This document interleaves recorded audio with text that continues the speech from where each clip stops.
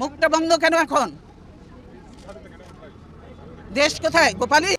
বেগম খালেদা জিয়া বাংলাদেশের অন্যতম প্রধান রাজনৈতিক সংগঠন বিএনপির চেয়ারপারসন। তিনি বাংলাদেশের প্রথম এবং মুসলিম বিশ্বের দ্বিতীয় মহিলা প্রধানমন্ত্রী। তার আসল নাম খালেদা খানম পুতুল। আজকের এই ভিডিওতে আমরা জানতে চলেছি খালেদা জিয়ার 5টি ভালো কাজ সম্পর্কে। বাংলাদেশের সাবেক প্রধানমন্ত্রী বেগম খালেদা জিয়ার 5টি ভালো কাজের মধ্যে 1 নম্বরে যে ভালো কাজটি রয়েছে সেটি হলো র্যাব গঠন।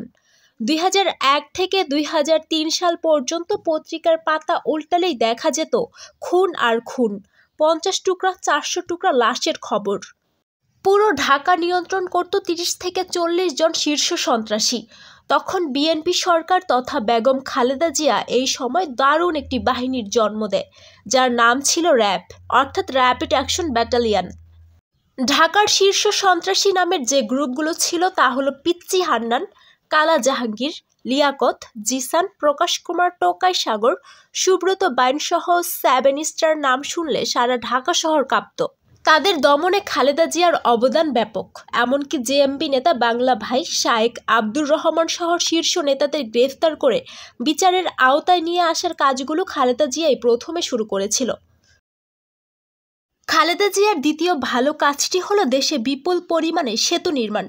সবকটি প্রধান হাইওয়ের উন্নয়ন, বড় বড় নদীর উপর ব্রিজ নির্মাণ, চট্টগ্রামে নিউ মোরিং টার্মিনাল নির্মাণ, বাংলাদেশ রেলওয়ের আধুনিকায়ন, ভৈরবের কাছে মেঘনা সেতু নির্মাণ ও মুন্সিগঞ্জে ধলেশ্বরী সেতু নির্মাণ, কর্ণফুলী নদীর উপর সেতু নির্মাণ, চট্টগ্রাম ও সিলেট এয়ারপোর্টে নতুন 2টি টার্মিনাল বিল্ডিং নির্মাণ।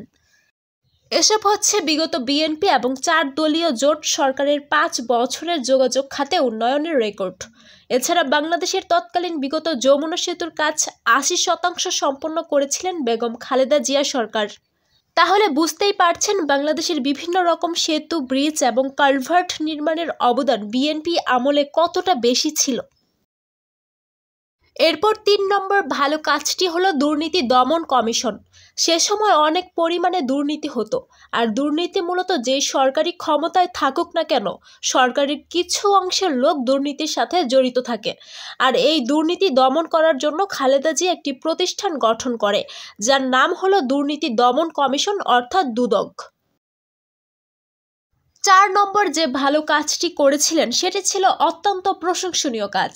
তা হলো নারীদের জন্য অবৈতনিক শিক্ষা।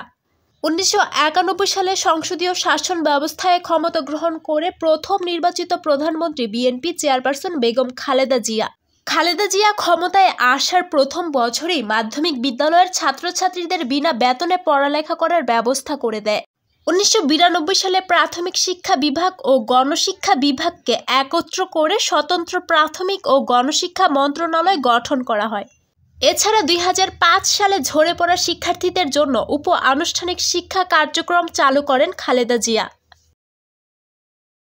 5 নম্বরে রয়েছে নারী উন্নয়নে অবদান। নারীদের ক্ষমতায়ন ও উন্নয়ন বৃদ্ধির লক্ষ্যে ব্যবসায়ে আগ্রহী এবং আত্মকর্মসংস্থানমূলক কর্মে নিয়োজিত নারীদের জন্য সহজ শর্তে এবং কম সুদে ঋণ প্রদান করা হতো এবং চাকরিতে নারীদের নিয়োগ এবং পদোন্নতি দেয়া হতো।